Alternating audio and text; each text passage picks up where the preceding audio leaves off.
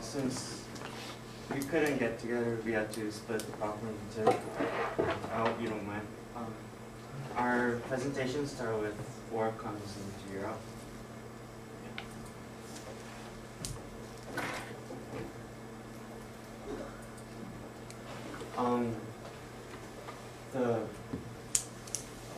Our chapter, well, as it continues from the other one, it started with assassination of Archduke Franz Ferdinand, and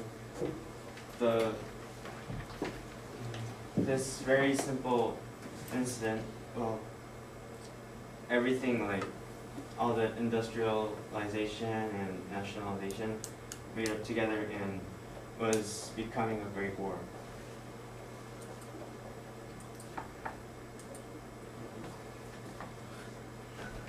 Hey, Daniel.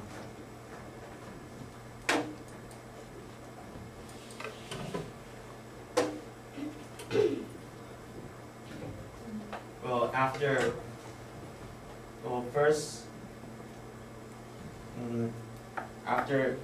Austria declared war on Serbia, Russia started to put their armies toward the border of Serbia and also Germany, because they thought Germany would also fight with Austria-Hungary. And Germany threatened to that. They thought they should declare war on Russia, and so they did. Hey, Daniel. I'm sorry, you're doing very well, but feel free to stand up next to your map and point and show and all of that. It's your map. You can stand up there. Okay, go ahead. So this is Serbia, and this is Austria-Hungary. And since Austria has this whole border against both Serbia and Austria-Hungary, Austria sends all their troops over to the border. And Germany declares war on Russia.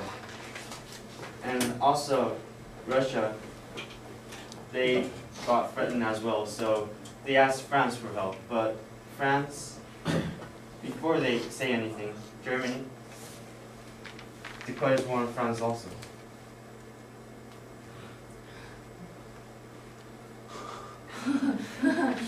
And yeah, that's how the war started to begin, and most of the Europe comes in, most of the powerful Europe countries now come into war. And as soon as I tell the story, other countries over here, Turkey and like Great Britain, and yeah, all the other countries in the bottom like go into war also.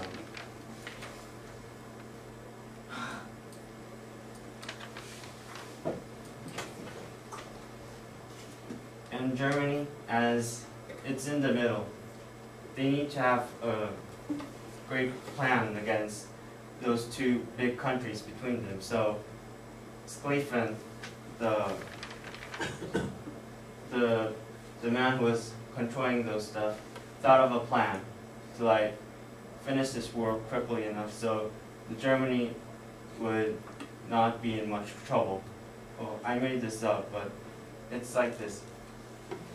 Since Russia doesn't have railroads, it takes a lot of time to come to Germany and have a war. So they think of going to France first and then attack France and conquer it, and then go back to the east and conquer Russia as well. So, but they know France also put their troops on the border. So they think of a way, which is through Belgium, a neutral country. They go through there and go to France, which they know they have no troops over there in the border between Belgium and France.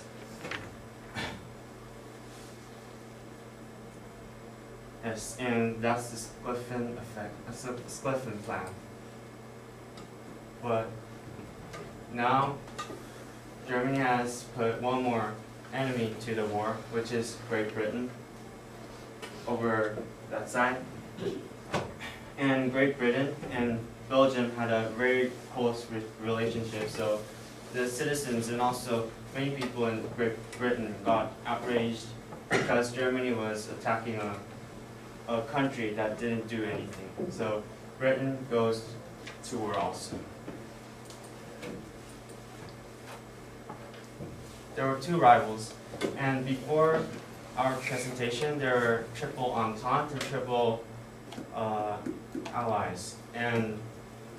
But now that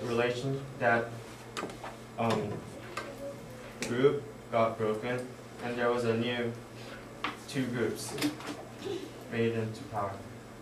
The first one is Central Powers, and the second one is Allies. In the Central Powers, there are Germany, Austria-Hungary, Bulgaria, Ottoman Empire. Germany and Austria-Hungary was first together, and Bulgaria and Ottoman Empire later comes into Central Powers because they wanted to get more land they lost before. Like Ottoman Empire, they started losing power, that's why they went into Central Powers. In Allies, there was Great Britain, France, Russia, Japan, and Italy. Over here, Italy was once in those groups, Germany and Austria-Hungary, but they went into Allies because they thought attacking Belgium and like going through that process was like nonsense, and they thought they wouldn't win the war, so they stick with the Allies this time. And that's how Italy went into the Allies. And Japan, they also went into this war, which is the first Asian country to be industrialized. And the war was about to start between these two groups. Many people believe that this war would end soon because they have many modernized weapons, but they never knew how longer it would be and how dreadful more it would be.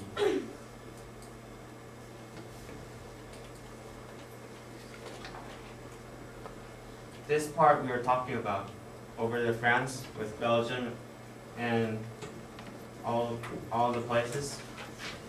In the northern part of the France is called Western Front.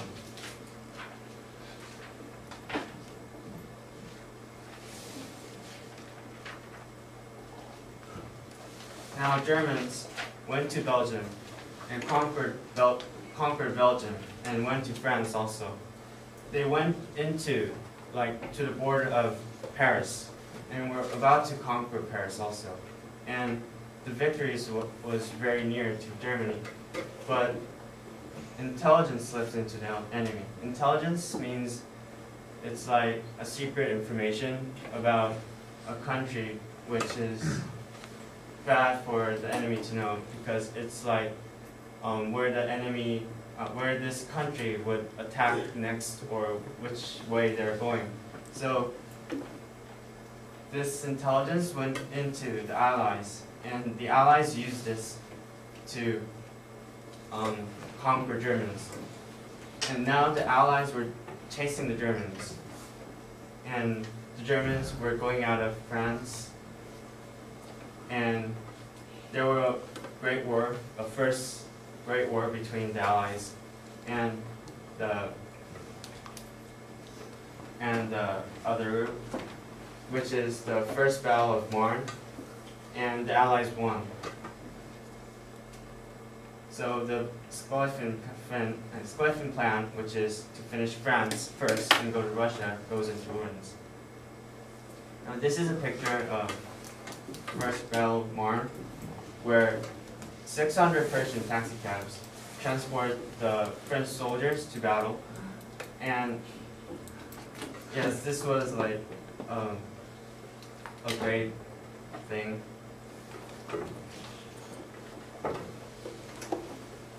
And this is a picture of First Battle of Marne. Now at this time, Russians was attacking Germans, which was Germany, which they didn't expect because they thought of finishing France first. So Germany turns to east, they think of ending the Western Front for a while and then go to Russia to fight. And Western Front sails into a stalemate. However, a longer war waits for both the Central Powers and the Allies. And this is my slide, and it continues with Williams.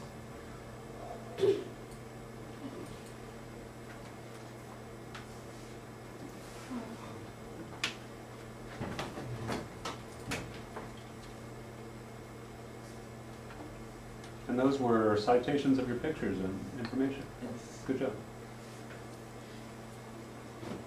Okay, while William is, oh, okay, you're up, good. Okay.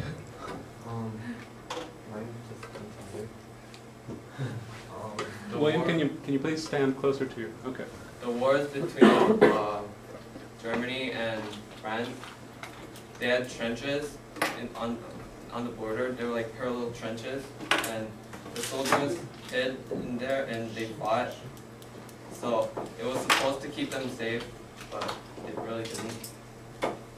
And the war, it had a big loss for both countries, but they didn't really gain much. The soldiers had a miserable life because they were covered in mud and most of their supply was mud, and they could barely sleep and they could barely eat fresh food. The area between the two trenches was called no man's land, and when the officers ordered the soldiers to attack, they had to go over the trenches and they just kill each other. The trenches were supposed to secure the soldiers, but the weapons just attacked straight into the trenches, and it was pretty much a living hell for the soldiers. When new technology was developed, people thought that it would be better for their country because their weapons would be stronger, but when they used their weapons, the more people died, and yeah, it was worse for both sides. And some of the new technology were tanks, machine guns, and poison gas. They even had airplanes.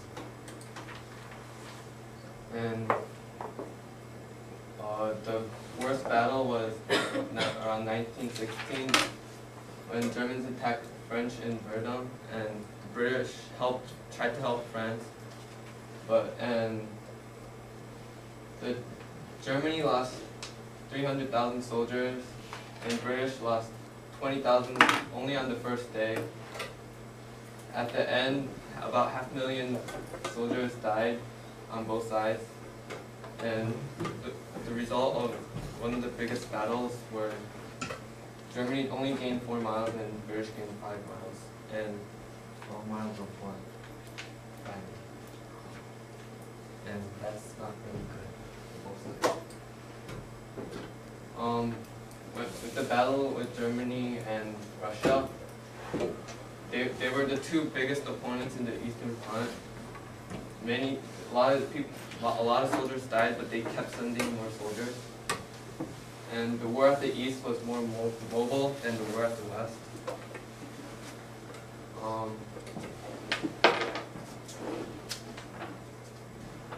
Russia attacked Germany and Austria first, and then they got mad. Germany got mad and they attacked back to Tannenberg for 4 days, and the Russians had to retreat because they were weaker. Germany regained East Prussia, and they got a few guns and horses from their enemy. More than 30,000 Russian soldiers were killed. The Russians were better when they were attacking Austria because they won 2 battles, and 2 weeks after winning 2 battles, Austria, with the help of Germany, drove the Russians out and they regained Austria-Hungary.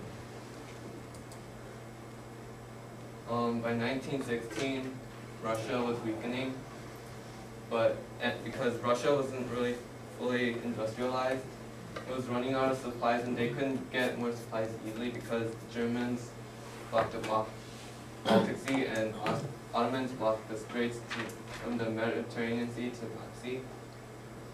And the only reason that Russia could stand against Germany until for a long time, was because Russia had a lot of soldiers to replace the dead ones. So when 2 million Russians were killed, captured, or wounded in just 1915, Russia had more soldiers to replace them. And because of the battle in the east, Germany couldn't fight their best in the west because they were being distracted. And later, the battle for Germany spread to Africa and parts of Asia, and the war in Europe became a world war. And this is a picture. The trenches were around here, and the battle from Russia to Germany was around here. And they kept pushing it back.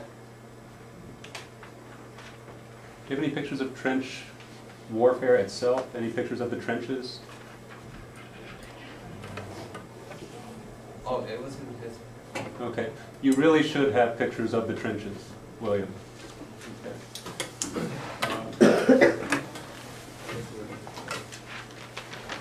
All right. Up.